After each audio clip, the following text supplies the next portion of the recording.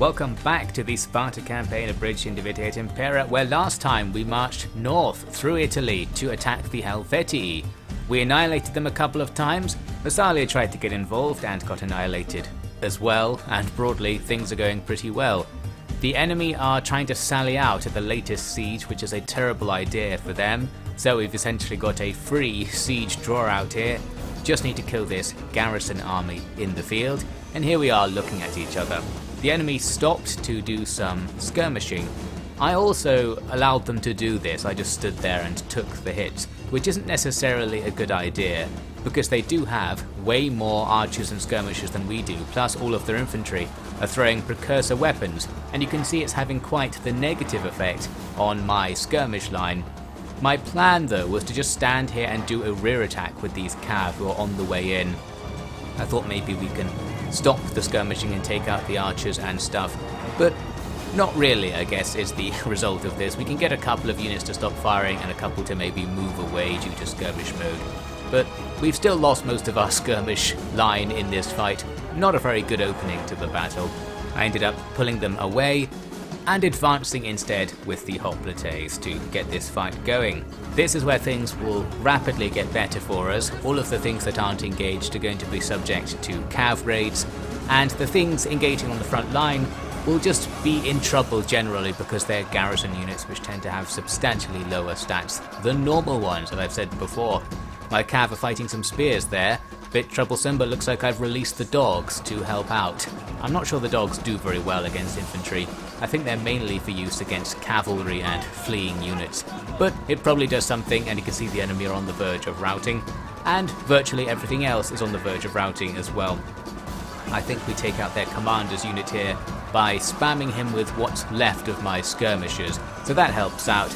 And now we just have to grind down the remaining units, some of which are still coming in and haven't engaged yet. So we've killed the frontal part of the army so far, so we're ready to face the rear units, and soon we have everything surrounded, as you might expect, and this garrison force routes without having to be killed too much, saving me some real life time. Thanks guys, and thanks of course for sallying out in the first place. That was a big waste and a mistake from you. So now they're half dead. It doesn't end the siege since that was just their sally in their turn, but in my turn they'll be in trouble. You might have spotted there for like 3 frames there was another Helvetii army sneaking around in the area. We'll see them in a moment. Here's my more interesting plan. I'm sending stuff to go and attack Massalia. We've got a fleet with half a stack of troops inside, and we've got this other half stack waiting on the border, not in perfect condition. We can't attack this turn, so we've got some time to recruit a few units. Harder than I thought because I can't select my guys for some reason. There we go. We're going to recruit up some of the local area of recruitment units and have a very Celtic looking army, or Gaulish army, and they'll go in to attack Massalia later. Now back to the siege. You can see there is a hidden full stack of troops actually involved in this battle now. We still can't see them, but it doesn't necessarily matter because we can pop good old-fashioned night attack, completely ignore them, get a 90-something% auto-resolve, and that's going to be the end of this town. As for the army, they're now going to get stuck in our zone of control, I believe. Anyway, they're probably standing in the town zone of control there, which means they have to attack us, and of course our army's inside the walls, so that wouldn't be so bad for us. Overall, a pretty good setup. Moving on, they do start the siege, but no immediate attack, so we'll just leave that one going for now. We probably could beat them in a sally, but it's a bit more interesting to wait and see if they do a siege attack instead, so I was more interested in focusing on the Massalia stuff. We're actually out of supplies at sea, so it would be good to attack this turn, and there are some opportunities available. We've got both a land siege draw-out and a sea siege draw-out set up, with a general and an admiral sitting not garrisoned. So I'm going to go for the sea attack first. My initial plan here was to draw stuff out onto the sea, kill as much as possible with my navy, and then withdraw from battle, not committing my ground units, which will also be here in transports, and then seeing if I could attack with my land army and get the ground units to reinforce afterwards, something like that. Although actually that plan's not going to happen because this battle wasn't quite what I expected. As the battle starts, it tells us about the enemy's reinforcements approaching. So I start looking around. First we see their garrison navy come on, that's to be expected. But I was looking for the garrison army in transports. What I hoped was there'd be a bunch of transports moving about on the map. I could sneak in, try and dodge the enemy navy, and just sink a whole load of those transports using my regular naval units. But they're not here. At first I thought this was just a glitch. Seems like the sort of thing that could happen, reinforcements just not showing up in a complicated battle like this one. But they are actually out there, as we will soon see. I saw a bunch of whales nearly beating themselves, which reminded me of Death Stranding, which I'm playing at the moment. Anyway, now I need to go after the enemy's naval units. Because we just have more ships, we can pretty much win automatically if we ram and they don't. Well, even if they did ram, they probably can't take any of our ships down. So there we go, that's one enemy boat sunk with a small group of rammers, and we're doing the same thing over here. There is no escape as we just triple team them with 3 rams at once. Down they go. Now we continue on towards the next couple of ships, and I began to suspect that the enemy army is actually here, their garrison army, but it's on land. That's why there I was moving my supply ships to go and look at some of the beaches. They're actually already visible on the minimap, and here's me seeing them while playing. These horses here likely indicate that the garrison army is standing on the edge of the land portion of this map, meaning we'll have to land if we want to fight them. Before we make that decision, we might as well send our ships to go after the enemy's tower ship. This is a bit more difficult because it has a whole bunch of hull points. You can't just simply ram it and then it will sink. You have to ram it a whole bunch of times, and after you've done your first wave of ramming with so many ships, we're kind of stuck together a bit, so it's awkward to try and hit it again. Luckily it does happen a couple of times. You can kind of row backwards and then forwards a tiny bit. That counts as a ram, and after doing it from all directions a bunch of times, we take them out as well. Now we can see all of the garrison army. It is just standing there. So it hasn't glitched out in the sense that it's not on the field, it's just glitched out in that it's deactivated in the corner of the map. Interestingly, these tower ships, while dying, can still use their tower weapon, so while everyone sinks down to the glitchy deep below, the tower is still taking out the crews on my nearby ships. Pretty cheeky. Now then, I thought I could try and snipe away at some of the enemy's land units using my ballista ship. Unfortunately, the ballista doesn't have enough range to hit them, so that sucks. In the end, I thought, well, I'm going to have to land and fight them because I haven't done enough damage to the enemy's garrison to be able to successfully do a siege draw-out using the other army. So even if it means sacrificing this army, we need to get rid of some of these garrison units. So we've cut to ages later, I've landed the army, walked across the map, and we're forming up for a fight. One issue I found is that none of my naval units were melee units, as it turns out. So after I landed the navy, the enemy sent a unit of cav towards them, and all we've got are a bunch of archers and javelineers. I think it might have been just archers actually. So to counter this, we're going to have to sacrifice someone essentially. The cav will run into one of my units. I made no effort to get out of the way because this causes the enemy unit to stop. So now that they're killing us, we can shoot into the melee and maybe kill them back. Meanwhile, setting up for a classic hoplite line battle with bad hoplites on both sides, a bunch of our light hoplites against their militia hoplites. Very early on, we get some bad news. The general leading the land army has died, or has he? I'm not quite sure. You can see we've got the thing happening again, evidenced by the fact that as I give my men here attack orders, they're actually running away from the enemy. And you can see this line pointing to where they're trying to get to, where they're trying to attack, since the line is red apparently. It's the blob, it's happening again. So some unknown portion of our force is down there in the pit of death, meaning we're going to be a bit weaker than expected. Our general lost the general very fast and the unit, which is a shame because that's the only good unit we have on the field. Still, we do have a plan here. We've got lots of stuff behind their army, so essentially our navy and our slingers will attack the enemy from behind, maybe try and take out their hoplite lines and hope they don't turn around. There was one unit that did turn around, you can see here some marines, and to deal with them I used my supply ship crews as a sacrifice to hold them in place while some other units shoot into the fight. That should work out just fine. another unit falls prey to the siren song of the Pit of Death. This unit, which was supposed to be taking out the enemy's archers, appears to have stopped and disengaged, and now they're walking off. And you might note that a lot of the unit appears to not be there. Many of them have already started walking off earlier in the fight, and the rest are already probably in the pit. So that's not going ideally.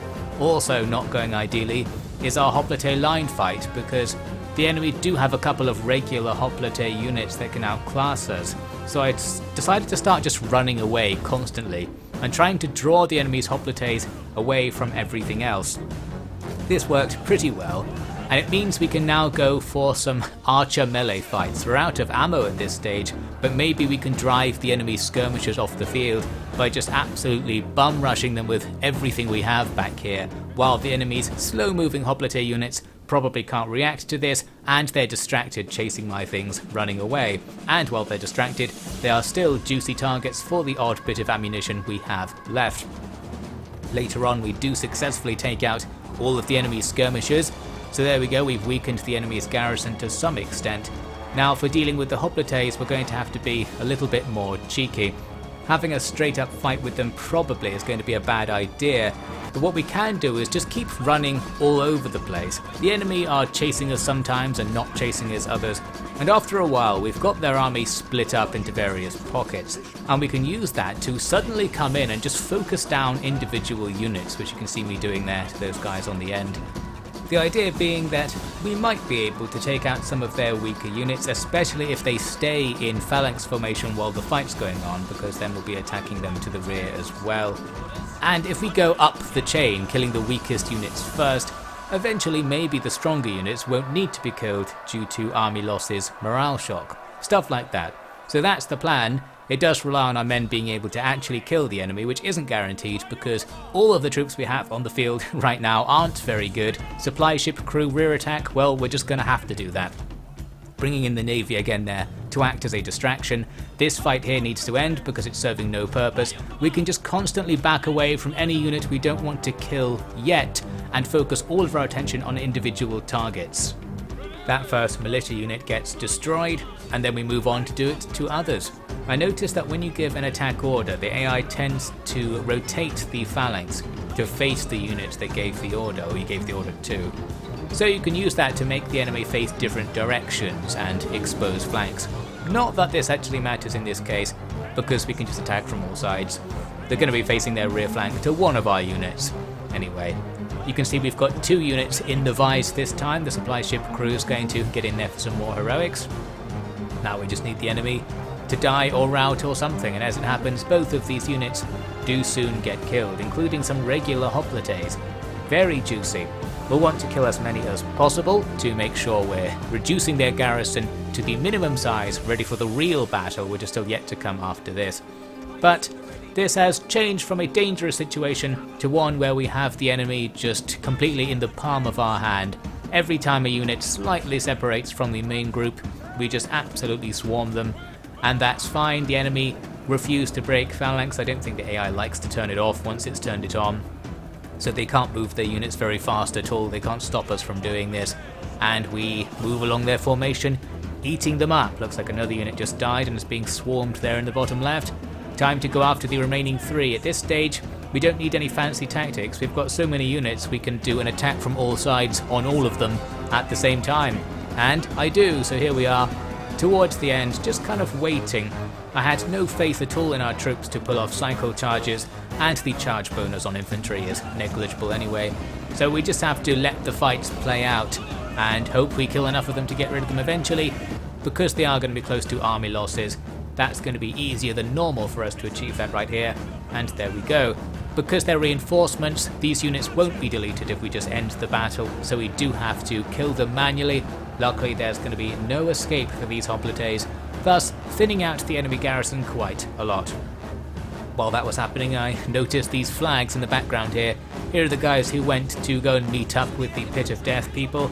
Now they're just standing there. Looks like the general's bodyguards are finally walking back to the fight for some reason. That's useful of them. And there is the homunculus, the thing, the watcher of the underworld, doing its thing. I think it's very happy that we won by the looks of it. We did, though, lose that general, and it wasn't a rank 1 general, he did have some experience I think, so that's a shame. At least we have done what we came here to do.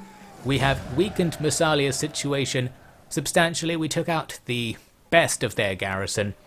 They do have an army still, so it's not like it's going to be nothing when we attack, but it's going to be less than it was before, and we do have the advantage even with our not particularly good army, or not very good at all army, making this attack. They've got a few good units, a basically dead garrison, and one general out in the field who is drawing everything out of the walls for us. Overall, a promising setup. I pretty much just ran at them in this battle because most of our infantry are the Gallic medium spear infantry who aren't particularly good. Thought we'll just get in there and then focus on manoeuvring with my cav as early as possible. We're actually able to outflank the enemy on our left. We've got this nice terrain feature that I didn't really pay attention to that protects our left flank as we advance. Not that that would make any difference in this situation, but it's nice to see a feature on the map sometimes. On the right flank we also have the enemy outflanked, only because they're outflanking me and then I'm counter-outflanking them with some jabs. That works pretty well. Their general goes right down the centre to fight my spears. Fine by me. My general is waiting to fight, getting shot by things. Also okay, because he has armour and a shield, it won't do very much. I tried to use my cav to attack the enemy's archers, but the enemy general came out of the fight and intercepted most of my cav as I was moving, possibly by accident, but a good move nonetheless. Eventually I spam through and get into a fight with the archers. The other cav unit the enemy have, their other general, is out on the left right now fighting with some of my Italian milites, and doing pretty well actually. We are going to be able to grind our way through those archers at least, so our general is saved and he goes and joins the melee around this point. I also let slip the dogs of war somewhere on our left flank to take out one of these enemy pockets, freeing up a bunch of our stuff, and this is where the battle will just start to generally turn in our favour. We now have more stuff moving and free. The enemy's archers are going downtown. The only place where things are going badly is here. Our Italian milites can't bring down the enemy's cav because they're just too good, so we unfortunately lose most of that unit and the cav continue to maraud around over there. But as for the rest of the battle, it's fine. We're gradually routing these units. They're going to rout well surrounded and certainly not escape. Perfect, because this is a siege draw out. We are going to have to fight the survivors of this battle again, meaning we want minimal survivors. This group of hoplites here is being absolutely annihilated by cav infantry and dogs, not going well for them. The cav who were still at large eventually run into my cav. We just charged them. Not the best idea since we're using Jav Cav, but they are our magical general purpose Jav Cav that tend not to die somehow. We also have some spearmen going into the fight, and the overall battle is over. Those army losses have mounted. Now we need to play on through, kill as much stuff as we can, and we get to this point. Most stuff is dead, basically half a unit escapes the battlefield. And we're fine. We actually lost less stuff than I presumed we would, considering I'm just fielding an army of low quality stuff. Very good. It goes on to that result just there, where we killed the remaining 5 guys still alive, and took the city. Immediately I'm looking to the left because this city is in a province with 2 other towns, so we're probably going to want to go and kill those guys as well, just to make the game a bit happier. We can also now land the army that we used in the previous battle, and they can go after this army to our north. This is the Volcae, who were allied to Massalia, but it looks like somebody else killed them in the past and they were just now standing around. We can finish them off, meaning that's another faction off the list of people we're at war with. Now it's just the weak Helvetii and the Lusitani in Spain we're at war with, I think because of our old alliance with Carthage. Now back to the Helvetii.